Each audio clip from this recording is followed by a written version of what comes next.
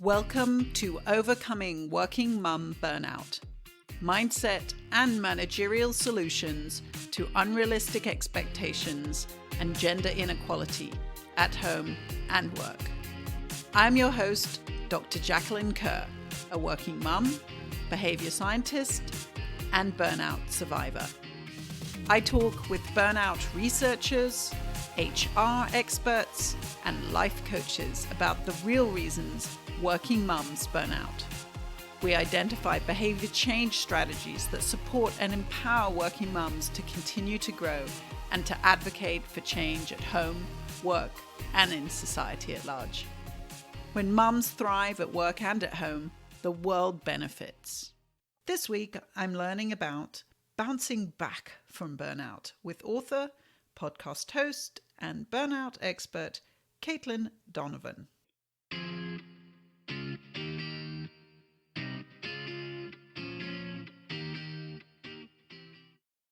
So my name is Kate Donovan, and my current role is as a burnout recovery specialist who does one-on-one coaching, corporate events, and hosts a podcast.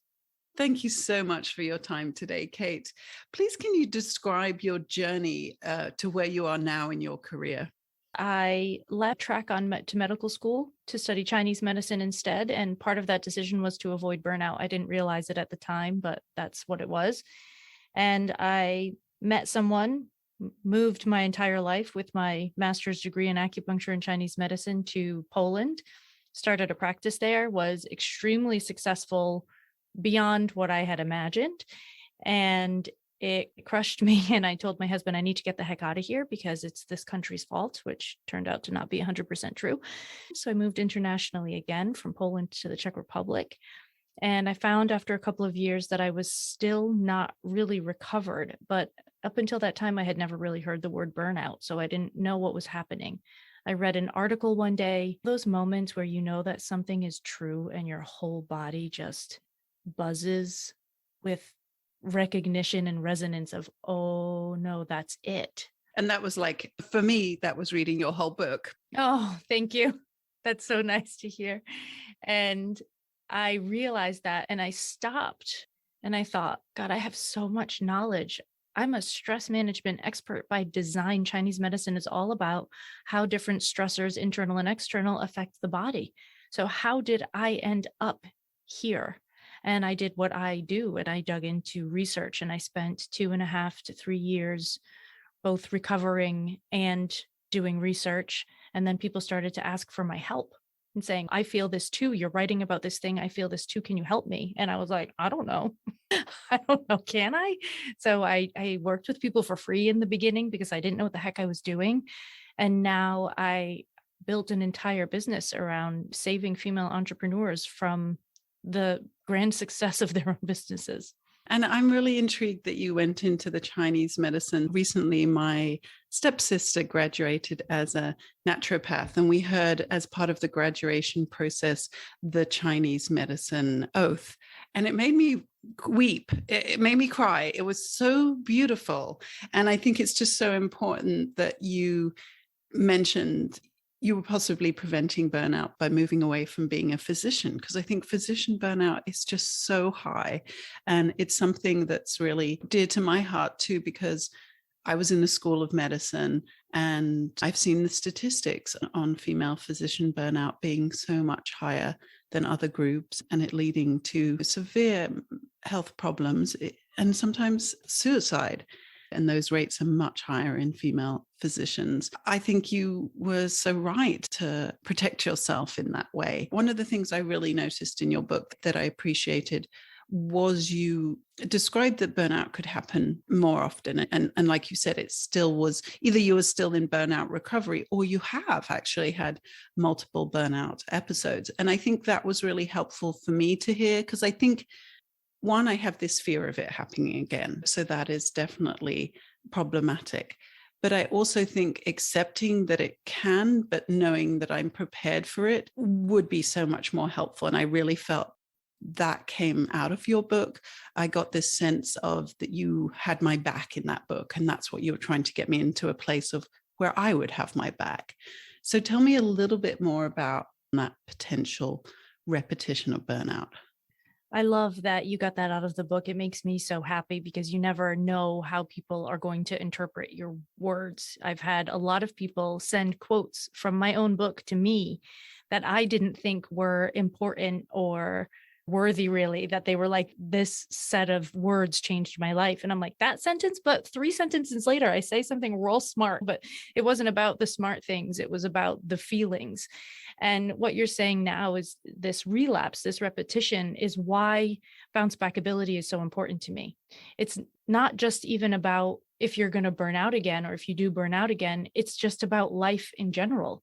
Things are going to happen. No matter who you are, no matter what circumstances you have, things are going to happen. And this was a really big thing for me because I was working with people who were at the top of the financial chain, and they were struggling and suffering so much. And then they were feeling guilty that they were suffering and struggling because they had money. And they thought, as long as I have money, I shouldn't suffer because people have it worse than me. And so we all get stuck in at every different stage of life and every different set of class circumstances and financial circumstances. We get stuck in these moments of life that really get us down. And understanding that deep down, we do have the ability to bounce back is more important to me than anything else. When I first was crashing and I didn't know it was burnout yet, I had gained weight. I was real angry all the time. Poland is sort of an angry country anyway, so I absorbed that energy. And I was really down on myself for being that person. I expected more of myself. And so I was digging my hole even deeper because I was in a hole. And then I was saying, you're shit for being in a hole, which was obviously not helpful. And then when I left Poland and I had a little bit of recovery time, but still didn't realize I was burnt out, so wasn't actually focused on recovering from burnout, I just skated through the same motions all over again. I overgave to my patients. I was overly concerned with giving people more than they were asking for. I was trying to be everything to everyone. I was taking care of old ladies on the tram who were not asking for my help. And I was so busy being the same person that I was and not adjusting my own behaviors that I ended up in the same place a couple of years later. And that's when I finally read the word burnout and thought, oh, okay, time to do something about that. And that's what's so fascinating to me too. I didn't know I was burning out at the time. And it was only, I would say, at least 2 years after my burnout that I started to read about it and recognize it. What on earth can we do about that? Because I think it's so important. I feel like that who is coming to listen to our podcast? Are they the people going through burnout, or are they really the people afterwards and in recovery? Because I wish we could help people connect with this term while it's happening to them. And I don't really know how to change that. And obviously, burnout is coming up more often. But do you have any thoughts on that? That's what we're doing with the podcast. That's what we're doing by posting things and creating content for people to come across. It's much more prevalent now because of the pandemic. This sort of sense of uncertainty that we've all been living through is a huge factor in how our stress system works in our bodies. So there's not really a lot that any of us could do about that. This was an external circumstance that took over a lot of our fear responses, anxiety responses, control responses. And so we're all living in it together right now. I don't know too many people that don't feel burnt out at the moment. So I think that by creating the things that we're creating, we're already starting that conversation. I know that people that are finding my podcast now are people that are in the thick of it. These are people that are getting online and saying, am I burnt out? Like when I ask them, how did you find the podcast? They say, I typed, am I burnt out into Google and it came up. So it's now, I think we're getting to that place where people are like, oh, okay, I can look for help for this. There are people that know things about this. And to be honest, it's a sort of a Wild West frontier kind of situation because I'm doing an extra degree right now in biobehavioral studies, which is the integrative study of how stress affects the body. So this is the Western version of Eastern medicine. And there's just so little we know. So there's a lot of people that are saying, I've been through burnout. I know I can help you because X, Y, Z. And I'm reading it and I'm saying, that's not what no. So we're getting more information out there, but we really have to be careful because there's a lot we don't really know yet. A lot of the things even I say on my podcast are theories that I have and hypotheses that I have that have not always been tested yet. They've been tested in my own life and in my clients' lives, but that doesn't make them necessarily 100% true. We have to let people know that it exists, and we also have to remember to create space for the fact that we don't know everything about it. And it's new in terms of having the World Health Organization designation, and hopefully there will be more research on it going forward. Because I definitely noticed when I was looking at the literature as well, what came up mostly around physician burnout, because that's really where this all started. So it's not new. Like you and I have both talked about that. It's over 50 years old in terms of when we first started paying attention to it. But I think it's definitely changing. We've been talking about this for 200 years, but because I would classify it as a sin because there's a lot of different aspects that can be attached to it that possibly has other multi-layered diagnostics involved in it. There could be some other mental disorder. You're more likely to burn out if you have some sort of neurodiversity, right? There can also be some sort of physical disorder, because when your body doesn't have the same strength as a typical body, then you're going to be more prone to burnout because you don't have the same energy reserves as other people, but your job still expects the same amount from you. So I think that we really have to create a lot of space for what the definition of this word is going to be as we move forward. And I'm certainly here as a resource for you or for others to think about how we do create a research agenda around this as well. But I think that's when people see that in their friends and colleagues, that they are seeing burnout and seeing loss of scientists. So back to that physician burnout that we talked about at the beginning. One of the things that really concerns me in the research space is that if we don't have female researchers, especially female physician researchers, we will not be researching female health problems. And I know burnout affects all genders, but really the research has showed us that when there aren't female researchers leading projects, female health problems do not get addressed. And they're only now just starting to learn all these gender differences in how diseases like heart disease present, even how the chemical presentation in the body is different. So it's just, hold on, we really know so little about women's health. And yet, if we burn out our female researchers, we're not going to get much further with it. So I think it's hilarious that you said people send you quotes from your book. So this was what I was about to say. Your book is so quotable. There's so many quotes in there. So one that I really resonated with me was the self-help hamster wheel. Oh my goodness, I have been on that self-help hamster wheel for sure. And I think it's so important to that difference that I really felt that you conveyed in your book was being positive and feeling that you were positive as the author of this book, but not this false positivity. It's that basically you're saying, if you're positive to the point where you're not processing the information, the emotions you're feeling, then that is problematic. So I think that is where I was on that self-help hamster wheel, trying to help myself, but not actually doing the real thing to help myself, which is your sitting in the muck. Again, another fantastic idea. And I think some of the other parts of your book that I really resonated with me was, again, that you followed all the rules. That is me. I'm such a rule follower. And you still burnt. I still burned out. And something that you just said, I think is actually really important, because I have this idea. Now, again, this is a hypothesis. I have not tested this theory. I have not done any research on it. I have spoken to hundreds and hundreds of women that are burnt out. So I have a little bit of insight into this, but we are so trained to be good students. And those of us who were good students and got praised for being good students, got praised for our intelligence, we cut ourselves off from our bodies. So I burnt out and I had all this knowledge, but I didn't have any wisdom. And I'm not going to say that I'm a wise old woman right now. I'm 39 years old. But there is something different between having intellectual information that resonates with you and embodying that intellectual information until it becomes body-based wisdom. This is why we can't take breaks, because we're in our head saying, she said I should take a break when I'm at a 7 out of 10, not a 10 out of 10. But you don't know what 7 out of 10 feels like because you're not in your body. And I did this I still do it sometimes, let's be honest, but I did this for years and years. I read the books and I said, well, I know this now, so I'm safe. but I knew it, but I didn't know it. So how do you get that transition? How do you get people to get into their body then? Yeah, because that's so important.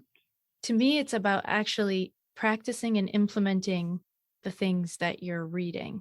So it's just practice. It's nothing more than practice, because you can read a book like mine and not do any of the exercises in it. And it might make you feel better while you're reading it. But if you don't actually take the time to do the things, you're not making forward progress.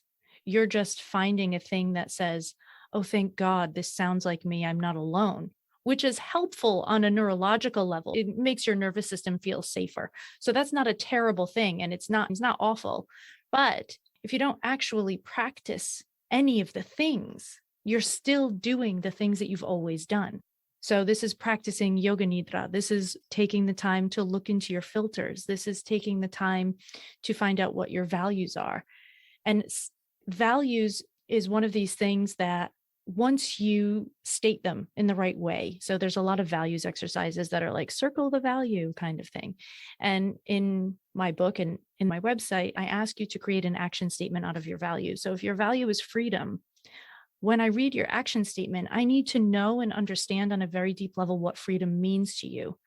And when you start to unwind what things mean to you, so what do I mean by family? You have to start digging into yourself a little bit.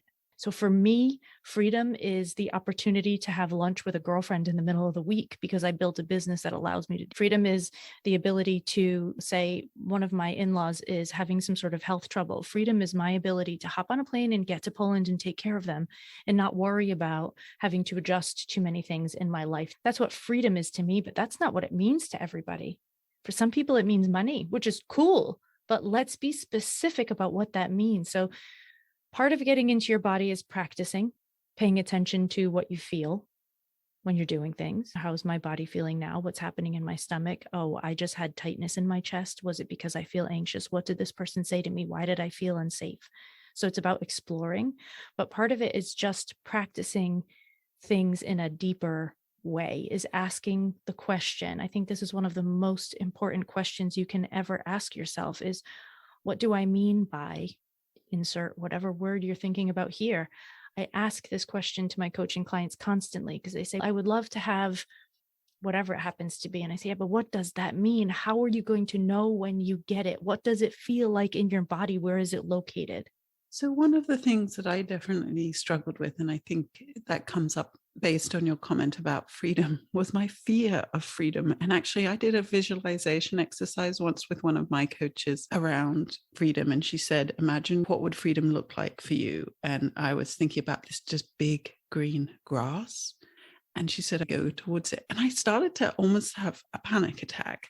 And I have this fear of freedom because for me as a mom, that's so many times I felt like I want to escape. And it's really hard to know that you need a break and you do need some time away from your family. But if your values tell you also that's not what a good mom does, it's so hard to want those things. So actually, these values that you talk about, I have really struggled with because in some ways, like honesty is a value.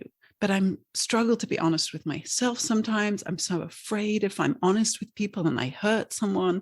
So I've really found, to me, the things you're talking about are really hard to understand and face.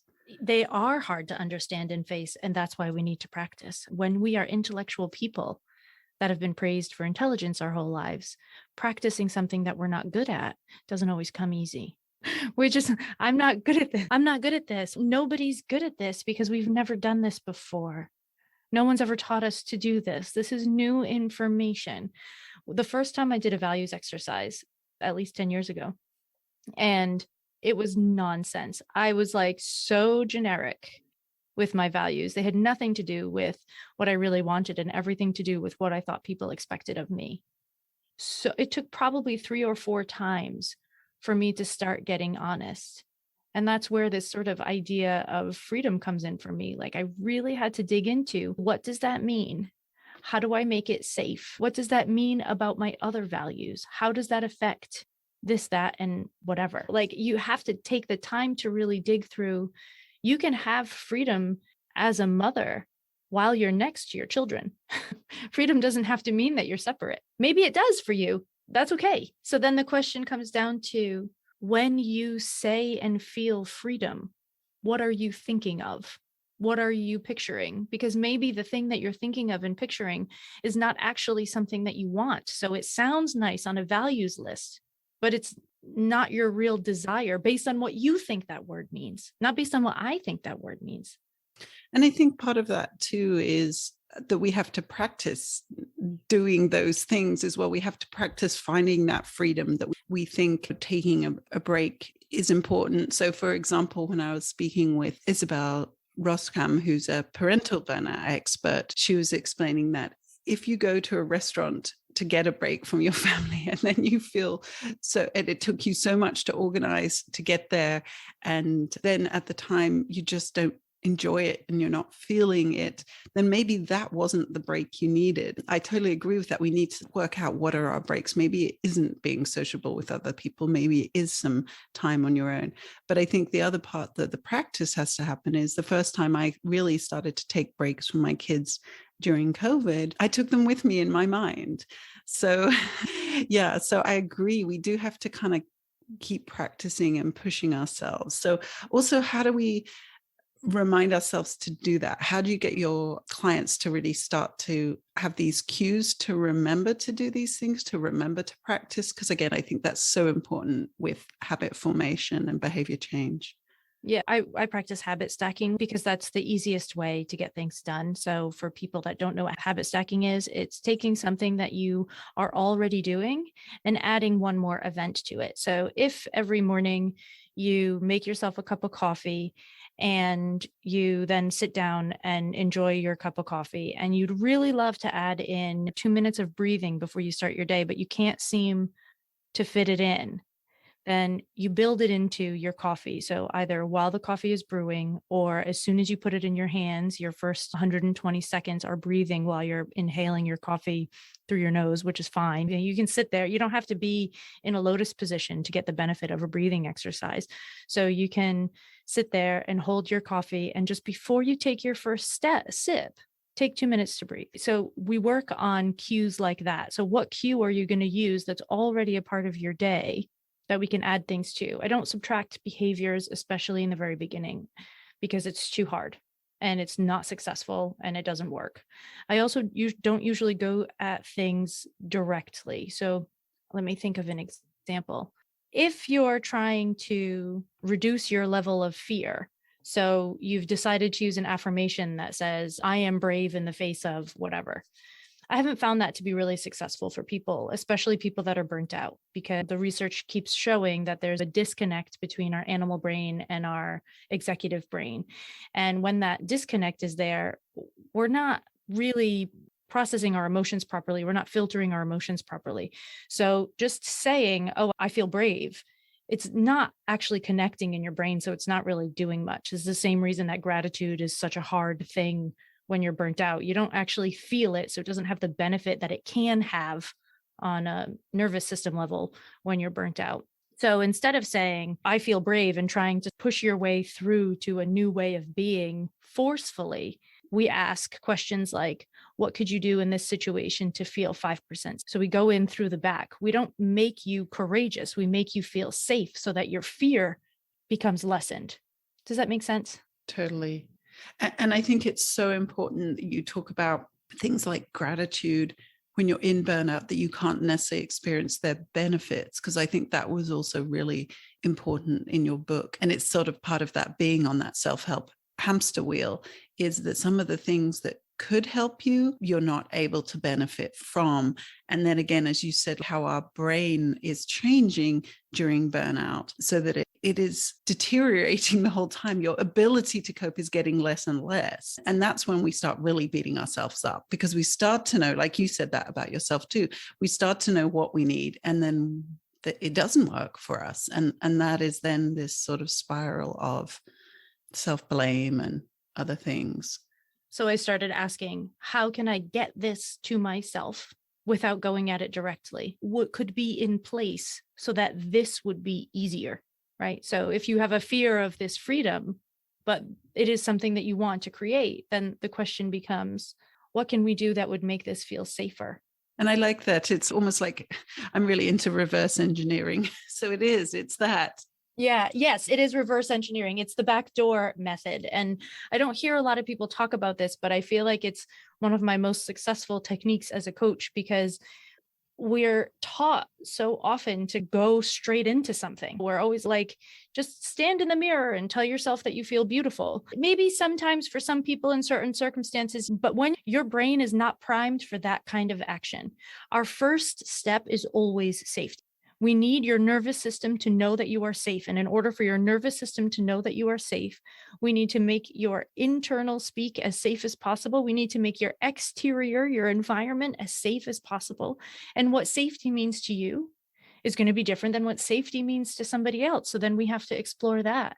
How do we add safety to your life so that your body is not on high alert all the time, so that you can actually start to heal and move on with your life? Thank you so much for addressing this issue, because I really do think that is where it starts, that you are in this state of fight or flight the whole time.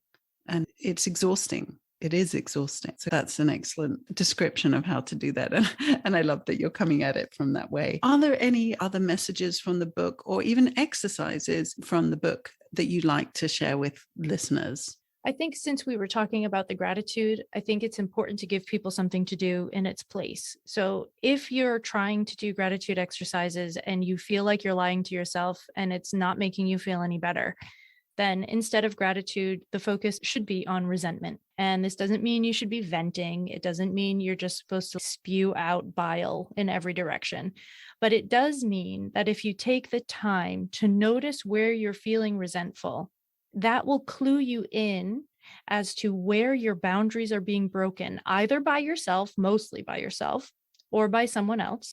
And then you can decide what you need to do in order to adjust that. So either you'll need to adjust some sort of internal overgiving mechanism or meddling mechanism. That was the truth for me. So I don't say this as an accusation. I say this as a vulnerable spew of what happened in my life. I was so over involved with doing a lot for other people because I thought that was what made me valuable, that I was tired all the time because I couldn't give myself what I wanted, needed, desired, preferred, because I didn't know what those things were, because my energy was always up in somebody else's business.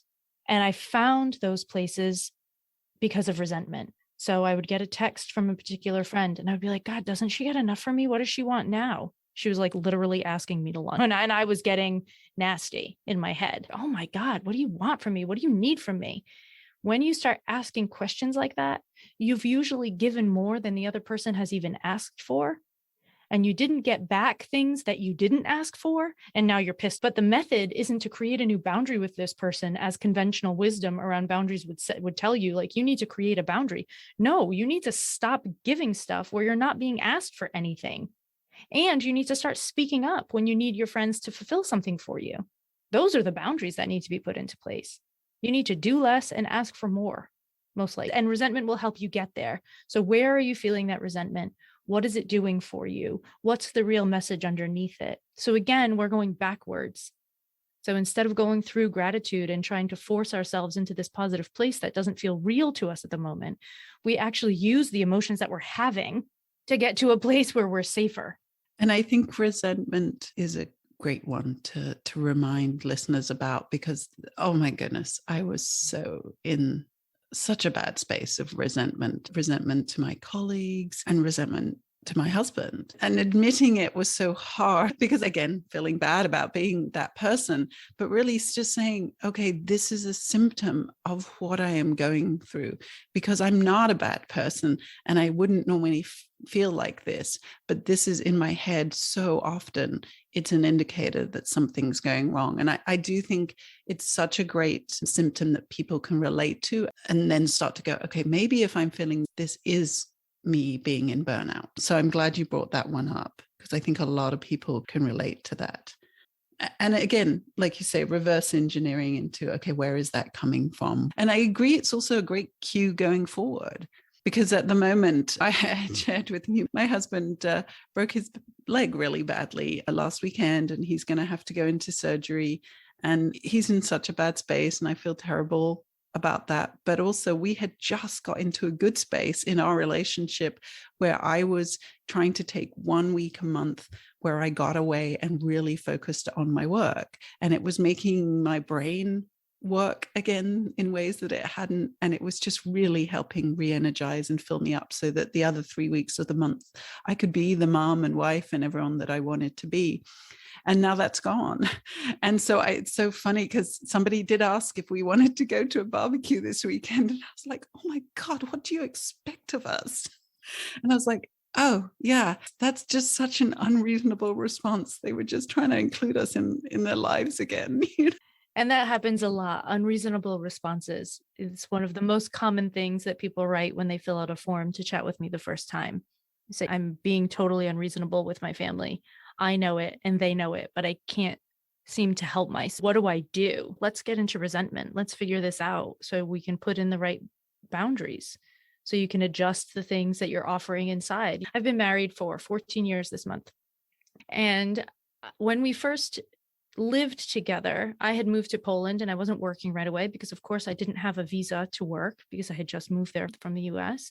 So I moved there. I was learning Polish as best I could at the time. And I started doing all the things. So I was cooking, I was doing the shopping, I was doing laundry, I was doing all of those things because I was home and I needed to keep myself busy because I had just moved to a foreign country where I didn't speak the language, and that became my role. And my husband is not a very typical like gender roles kind of person. It's just he was working full time and I wasn't working at all. So here we were. Once I started working, I kept up that same rhythm. I just took on the extra work without being like, oh, by the way, I'm working now, so we need to adjust this. So now let's just travel through the years. I'm still doing the majority of it. Most of it I prefer to do, but some of it I could gladly give up. And he decided to do the laundry one day. This is just a few months ago. So I'm talking over 14 years I let this pile up. He does a load of laundry. And when I do the laundry, I get it out of the dryer, I fold it, and I put all of our clothes away. Now, we just moved into a new home last year. So we have this beautiful walk-in closet that we organized together. So I know where his stuff is and he knows where my stuff is. In the past, that wasn't the case. So him putting away my clothes was difficult because he didn't know where anything went. But now there's no excuse in my mind. So I do the laundry, put the clothes away. He does the laundry. He puts his clothes away and leaves mine on a pile on the bed. And I was furious. I was like, dude, what the hell? I've been putting your laundry away for 14 years. Like, why would you leave where it all goes? We have this closet. It's a walk-in closet, but it's not that big. And neither of us have that much clothing. We are minimalists in that regard. So how difficult can this be? And he looked at me and he said, I never asked you to put my clothes away, and I don't honestly care if you do. Oh, wow. And I was like, this is what I teach people every day. And I stopped. And so the next time I did the laundry, I left his stuff on the bed and I felt awful about it. You're going to feel awkward when you first take that freedom, when you first do that thing. It's going to come with some discomfort. But when you practice, you find that you don't mind leaving the laundry on the bed anymore. I don't even care if he doesn't put it away for a week. It could go on the floor for all I care. I'm not doing it unless I really want it all to be finished, in which case I know that I'm making a decision for myself to get this job done, not because he expects it, but because I want it done. And that's my boundary. That has nothing to do with him, but I blamed him. This is such a great, really solid, kind of simple example of boundaries and where we get lost. Yeah. Unspoken agreements will trip us up every time. There's tons of unspoken agreements, especially in relationships where you just started doing something one day and 15 years later, you're still doing it and you never spoke about it. It's just happening. And then you're mad about it, but you've never spoken about it. So what are we doing here? And it is that I had a similar conversation with my husband recently when we were trying to work out how do I get some time for myself. And what I said to him was, I have always believed that we were going to do this 50-50. We never talked about it, but the whole time we've been together, that has been my assumption. And so anything that's not that, I'm mad about. And he was just so shocked. I was like, how could you imagine, knowing who I am and how much I care about equality, that it wouldn't be that? And again, it just hadn't occurred to him. Well, and it hadn't occurred to you to say anything either. No, exactly. And that's the thing. These unspoken assumptions are, and unspoken agreements are a massive boundary issue that really don't always involve another person. Like we make this stuff up all in our own little space. And then we get mad at people for stuff they don't even understand. Didn't you get the rule book that I did not give you when we? I know it would be so helpful if we actually also did write that rule book for ourselves, because I don't think we even know. And I've heard other coaches describe that we have this manual of operations that we have for other people, how they're supposed to treat us, but we've never shared it with anyone. Well, we have it for everything, like how you're supposed to cut an onion and how you're supposed to fold a towel and how you're supposed to make a bed. We have all these rules that nobody knows about, but we decide they're correct. And this is something that you'll understand. Like you move internationally and you're in some sort of international relationship or international situation and you realize the rules are different here. Is this wrong? Is this right? Is this polite? Is this rude? It depends. One that really bothered me when I was living in Germany was how close somebody would stand to you on the escalator. I found that really hard. Let's talk about this. So tell me less about some of the behavioral cultural differences, but tell me about some of the solutions that you've seen from around the world and either incorporated into your practice or international solutions that you're seeing at the business level that companies are doing well. When somebody pointed that out to me, that I can bring international perspectives to this podcast, I hadn't appreciated that about myself. I'd forgotten. And so I'm really excited to speak to someone like you that really has that, so many different cultures you've lived in, but also that you're also focused on the solutions like I want to be. So tell me a little bit about either in companies or in your personal practice, what you think we could incorporate more here in the US. The very first thing, which is so simple and so not a problem, and we are so concerned about the financial aspects of this that we don't realize that continents have been doing this successfully for years and years. Vacation time and maternity leave, paternity leave, parental leave. I don't care whose it is. Everybody's, doesn't matter. This is something that is so easily done in so many places. I was just on a Twitter feed that I had to lay down the law a little bit because someone was like, you can't expect companies to just fill a position temporarily. By the time the person leaves and the other person comes in, by the time they learn the job, the woman's coming back to work. And whoa, what makes you think we're hiring replacements for people the day that they leave for maternity leave? That's not how any of this works. And because we're so accustomed in Europe to making adjustments for maternity leave, it's just a normal thing that happens. You tell your employers that you're pregnant earlier so that there's time to prepare, and then you make adjustments. It's not that hard. That's a thing that I think would save, especially when it comes to mothering, this section of time where you're in the United States, where you're supposed to leave your baby with someone else or stop working when your child is anywhere between 8 to 12 weeks old is insane and cruel. When I was pregnant, my friend in Germany was pregnant at the same time, and she started her maternity leaves 8 weeks before her due date. So there she was at home, and there was me, feet swollen to balloons in the office, having to come home, try and cool down, get naps. The two experiences were just so different. And that's when I started to learn about how many women in the US compared to internationally. We have so many preterm births here. And again, it's part of this whole how we're approaching pregnancy. And then afterwards as well. I remember I was a postdoc at the time when I had my son, and an HR person at the university basically saying to me, you want more than 6 weeks? And I was like, yes. I said, what can I do after 6 weeks? If I have a cesarean, I wouldn't be even whole by 6 weeks. And I don't have family here. She basically said, I just took 6 weeks. And I thought, oh my God, this is terrible. Somebody is actually shaming me for wanting to spend more time with my son. And we know that on a neurological level, it's helpful for you as the mother to be with your child. Like it's proper neurological development to be near the mother. And you can't do that when you're working 8 to 10 hours a day outside of the home. It's just an unrealistic, inhumane expectation that we have. So I think that's the first thing that needs to shift. And I think fathers need the ability to be home as well. Like, I think it's just not healthy on any level, not for the mother, not for the father, not for the companies, because then you're there and you're only half there anyway. You're still in baby brain. I think that's the first thing that I would change. And that's one of the pieces. I helped a company get a Time's Up article out, and we were talking about that in terms of how you adjust for somebody going on leave. It is a team effort to do that team members can benefit from this time because they can move up into a position and learn new skills. But it really is that you don't then leave this space and gap for the team to then bear in a negative way, because again, that puts everyone against the whole concept of maternity leave.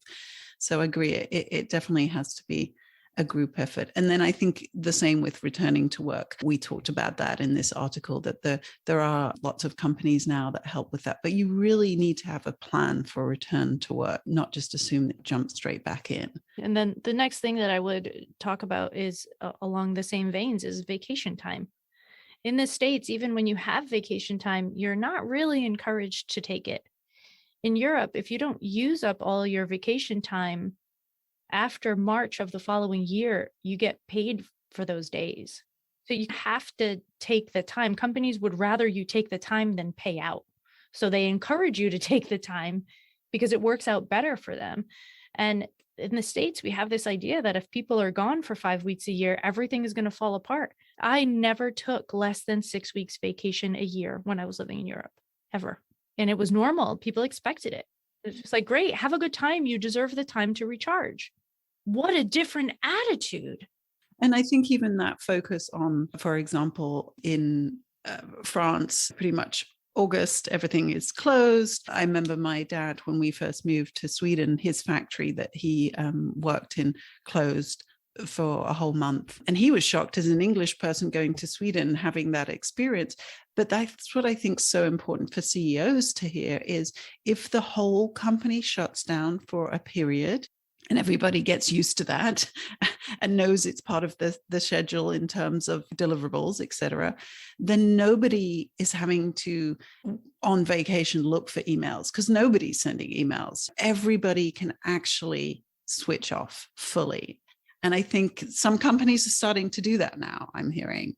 I think that it's a useful way to look at things. There are some companies that don't have that as an option, but I think it's just this whole idea that everything is going to break down if we rest a little, and it's just not. And there are natural lulls in every scenario. So I had a full-time acupuncture practice.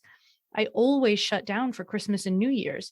Had I stayed open, I would have seen some people, but most people are too busy or are traveling or are spending their time with their families or whatever else they're doing.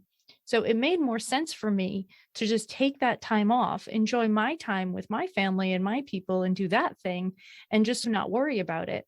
But when I talk to especially the female entrepreneur space, we need to learn how to build our schedules around vacations instead of trying to build a business and then try and fit vacations into it afterwards. We need to know that we're not going to be around for 2 weeks in August. We need to know that ahead of time because you need to be able to, like you said, plan accordingly for deliverables, for taking on new clients. So I typically am gone for the last week or two of August because it's my birthday time. I love the end of summer.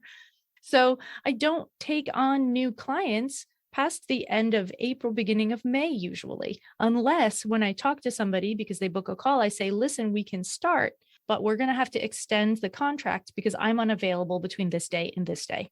So I set it up that way ahead of time so that people know what to expect. But I can't not go. You have to plan them in, especially when you're owning your own business. You have to plan that time in ahead so that I do not calculate my yearly expectations for money or my bills based on 52 weeks of work. I calculate it on 45 weeks of work because that's how many I'm willing to do. And since you mentioned the holidays there, this episode will be airing during December. So could you provide some tips for our listeners about how to manage holiday stress? So this is where we go back to what we spoke about earlier. This is where we go into resentment. Before you go to be with your people, check your resentments and see if there is something that you can do for yourself in your own behavior that might adjust that relationship a little bit. Because oftentimes we fall into patterns really quickly and we do things that we assume other people are expecting, but they might not be. Learn to ask more questions ahead of time, get more clarity ahead of time, and not automatically assume that you're always going to fulfill the roles that you've always fulfilled just because you've always fulfilled them, especially if you hate them. So getting clear on your resentments before you go so that you have the opportunity to make adjustments is key.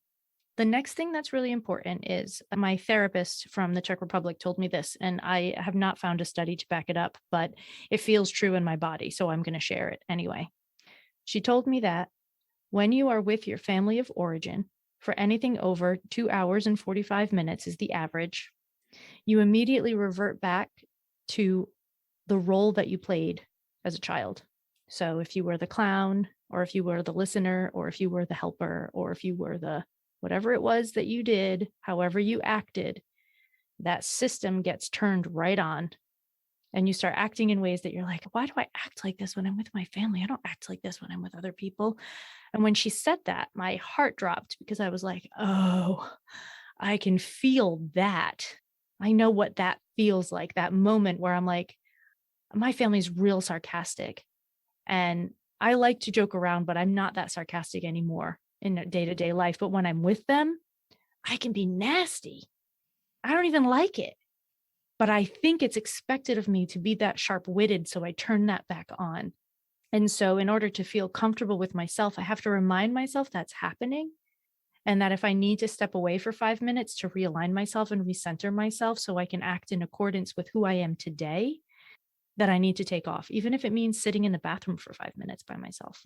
And I think that's so true. I find myself definitely going back into my childhood emotions around my family. And again, it's not helpful because then I'm like a victim and blaming everybody. And I'm not seeing straight anymore in that position. So knowing that that happens and prepping for it is important, I think. Thank you so much. This has just been an amazing conversation. I could talk to you all day long. I'm so delighted to have had you here. And I really appreciate your perspective on this, and because I definitely see that you're approaching it in a different way from others. And I love that unique way that you are approaching this burnout issue.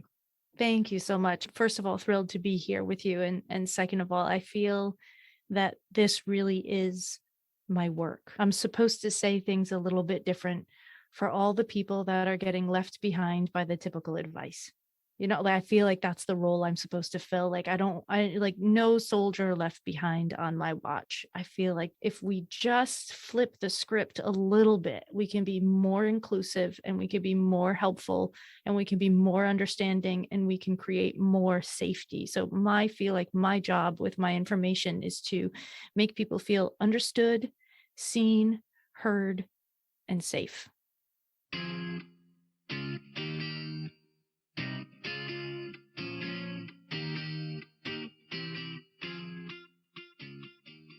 Thank you so much for listening today.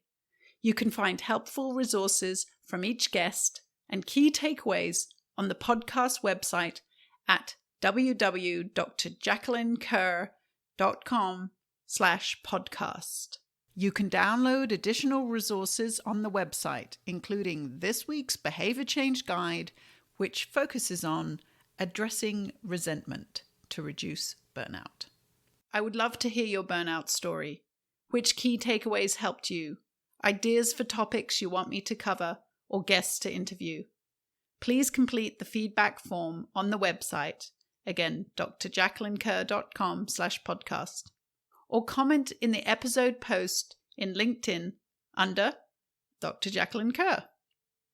I want to learn more about meeting your needs. If you are enjoying these episodes, please rate, review, and subscribe or follow the podcast wherever you listen. Thank you. And please remember, burnout can be related to serious health problems. If you're experiencing physical or mental health symptoms, please contact a health provider or call the appropriate helpline. This podcast does not replace medical advice. Take care. Take control, you're a fighter.